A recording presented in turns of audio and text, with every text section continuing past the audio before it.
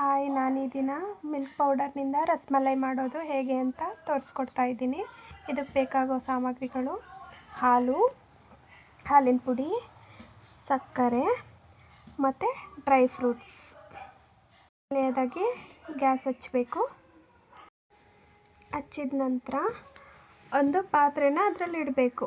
ಈ ಪಾತ್ರೆಗೆ ನಾನು 200 ml ಆಗೋಷ್ಟು ಹಾಲನ್ನ ಹಾಕೋತಾ ಇದ್ದೀನಿ.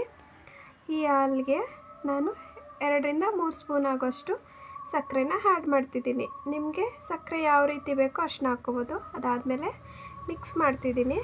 ಮಿಕ್ಸ್ ಮಾಡಿ ಆದಮೇಲೆ ಬಾಯ್ಲ್ ಆಗೋಕ್ಕೆ ಬಿಡ್ತೀನಿ ನಾನು.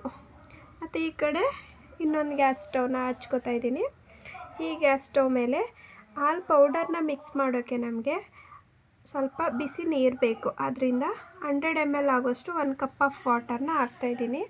ಅದು ಸ್ವಲ್ಪ ಬೆಚ್ಚಗಾಗಬೇಕು. ಅದಾದಮೇಲೆ ಅದೇ ಕಪ್ಪಲ್ಲಿ 1 ಕಪ್ ಆಗೋಷ್ಟು ಮಿಲ್ಕ್ ಪೌಡರ್ನ ಹಾಕಿ ನಾನು ಚೆನ್ನಾಗಿ ಮಿಕ್ಸ್ ಮಾಡ್ತಾಯಿದ್ದೀನಿ. ನೋಡಿ, ಈ ಥರ ಸ್ಲೋ ಆಗಿ ಮಿಕ್ಸ್ ಮಾಡ್ಕೊತ ಬಂದರೆ ಅದು ಚೆನ್ನಾಗಿ ಮಿಕ್ಸ್ ಆಗುತ್ತೆ. ಮಿಕ್ಸ್ ಆದಮೇಲೆ ಅದನ್ನು ಬಾಯ್ಲ್ ಆಗೋಕ್ಕೆ ಬಿಡಬೇಕು. ನೋಡಿ, ನೀಟಾಗಿ ನಿಧಾನವಾಗಿ ಲೋ ಫ್ಲೇಮಲ್ಲಿ ಮಿಕ್ಸ್ ಆಗೋಕ್ಕೆ ಮಿಕ್ಸ್ ಮಾಡಿಕೊಂಡೇ ಬರಬೇಕು. ಅದಾದಮೇಲೆ ಈ ಕಡೆ ಇದು ಬಾಯ್ಲ್ ಆಗ್ತಿದೆ, ಈ ಹಾಲು ಬಾಯ್ಲ್ ಆಗ್ತಿದೆ.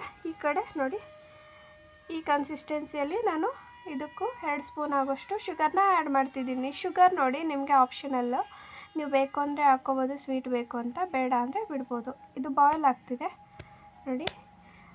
ಇದನ್ನು ಕೈ ಬಿಡದೆ ಆವಾಗವಾಗ ತಿರುಗ್ತಾ ಇರಬೇಕು, ಇಲ್ಲಾಂದರೆ ತಳ ಹಿಡಿದ್ಬಿಡುತ್ತೆ. ತಳ ಹಿಡಿಬಾರ್ದು ಅಂತೇಳಿ ಲೋ ಫ್ಲೇಮಲ್ಲಿಟ್ಟು ನೀಟಾಗಿ ತಿರುಗ್ತಾ ಬರ್ತಾ ಇರಬೇಕು, ಆಯಿತಾ. ಇದು ಬಾಯ್ಲ್ ಆಗಿ ತಿಕ್ ಕನ್ಸಿಸ್ಟೆನ್ಸಿ ಬರುತ್ತೆ, ಅಲ್ಲಿ ತನಕ ತಿರುಗ್ತಾ ಇರಬೇಕು. ನೋಡಿ, ಆಲ್ಮೋಸ್ಟು ತಿಕ್ ಕನ್ಸಿಸ್ಟೆನ್ಸಿ ಬರೋಕ್ಕೆ ಸ್ಟಾರ್ಟ್ ಆಗಿದೆ.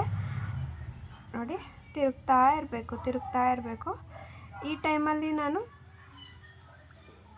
ನೋಡಿ ಆಲ್ಮೋಸ್ಟ್ ಬರೋಕ್ಕೆ ಸ್ಟಾರ್ಟ್ ಆಗಿದೆ ತಿಕ್ ಕನ್ಸಿಸ್ಟೆನ್ಸಿ. ನೋಡಿ, ಅದನ್ನು ಸ್ವಲ್ಪ ಬಿಟ್ಟರೂ ಕೂಡ ತಳ ಹಿಡ್ಕೊಬಿಡುತ್ತೆ ಬೇಗನೆ, ಅದಕ್ಕೋಸ್ಕರ. ಈ ಕಡೆ ಬಾಯ್ಲ್ ಆಗ್ತಿದೆ ಹಾಲು. ಇದಕ್ಕೆ ನಾನು ಬಾದಾಮಿ ಪೌಡರ್ ಮತ್ತು ಏಲಕ್ಕಿ ಮಿಕ್ಸ್ ಮಾಡಿ ಹಾಲನ್ನ ಆರೋದಕ್ಕೆ ಅಂತ ಬಿಡ್ತಾಯಿದ್ದೀನಿ. ಇದು ಕೂಡ ಆರಬೇಕು ಹಾಲು. ಅಷ್ಟರಲ್ಲಿ ಇದನ್ನು ಆರೋಕ್ಕೆ ಬಿಟ್ಟು ಅಷ್ಟರಲ್ಲಿ ಈ ಕಡೆ ತಿಕ್ ಕನ್ಸಿಸ್ಟೆನ್ಸಿ ಮಾಡಬೇಕಲ್ಲ ಮಿಲ್ಕ್ ಪೌಡರ್ದು. ಅದು ನೋಡಿ, ಈ ಟೈಮಲ್ಲಿ ನಾವು ಇದಕ್ಕೆ 1 2 ಸ್ಪೂನ್ ಆಗೋಷ್ಟು ತುಪ್ಪ ಕೂಡ ಆ್ಯಡ್ ಮಾಡ್ಕೋಬೋದು. ನಾನು ಮನೆಯಲ್ಲೇ ಮಾಡಿರೋ ತುಪ್ಪನ ಆ್ಯಡ್ ಮಾಡ್ತಿದ್ದೀನಿ. ಆ್ಯಡ್ ಮಾಡಿ ಮತ್ತೆ ಮಿಕ್ಸ್ ಮಾಡಿ ಬಾಯ್ಲ್ ಆಗೋಕ್ಕೆ ಬಿಡಬೇಕು. ಆವಾಗವಾಗ ಕೈ ಆಡ್ತಿರ್ಬೇಕು, ಇಲ್ಲಾಂದರೆ ಬೇಗ ತಳ ಹಿಡಿಯುತ್ತೆ ಇದು. ನೋಡಿ, ಈ ಪ್ರಾಸೆಸ್ಸು ನಿಮಗೆ ಆಲ್ಮೋಸ್ಟ್ 15 to 20 ಮಿನಿಟ್ಸ್ ತೊಗೊಳುತ್ತೆ. ಈ ಥರ ನೋಡಿ, ತಿಕ್ ಕನ್ಸಿಸ್ಟೆನ್ಸಿ ಬರೋಕ್ಕೆ ಸ್ಟಾರ್ಟ್ ಆಯಿತು. ಇದಾದಮೇಲೆ ನಾನು ಆಲ್ಮೋಸ್ಟ್ ಬಂದಿದೆ. ಇದನ್ನು ಬೇರೆ ಪಾತ್ರೆಗೆ ಟ್ರಾನ್ಸ್ಫರ್ ಮಾಡಿಕೊಂಡು ಒಂದು ಪ್ಲೇಟಿಗೆ ಎಣ್ಣೆ ಅಥವಾ ತುಪ್ಪ ಸವರಿ ಇದನ್ನು ನಾದಬೇಕು. ಚಪಾತಿ ಹಿಟ್ಟು ನಾದ್ತೀವಲ್ಲ ನೋಡಿ, ಆ ಥರ ಚೆನ್ನಾಗಿ ನಾದ್ಕೋಬೇಕು. ಕೈಯಲ್ಲೇ ನಾದಿದರೆ ಚೆನ್ನಾಗಿ ಬರುತ್ತೆ. ಅದಾದಮೇಲೆ ನೋಡಿ, ಚೆನ್ನಾಗಿ ನಾದಿ ಆದಮೇಲೆ ನಾವು ಅದಕ್ಕೆ ಒಂದು ಶೇಪ್ನ ಕೊಡಬೇಕು. ನಿಮ್ಗೆ ಇಷ್ಟ ಬಂದಿದ್ದ ಶೇಪ್ ಕೊಡ್ಬೋದು, ರೌಂಡು, ರೆಕ್ಟ್ಯಾಂಗಲ್ ಯಾವುದಾದ್ರೂ. ಅದಾದಮೇಲೆ ಡ್ರೈ ಫ್ರೂಟ್ಸ್ನ ಮೇಲೆ ಡೆಕೋರೇಷನ್ಗಿಟ್ಟು ಆರಿರುತ್ತಲ್ಲ ಆ ಬಾದಾಮಿ ಹಾಲೊಳಗಡೆ ಇದನ್ನು ಇಟ್ಟು 2 ಅವರಿಂದ 3 ಅವರ್ ನೆನೆಯೋಕ್ಕೆ ಇಡಬೇಕು.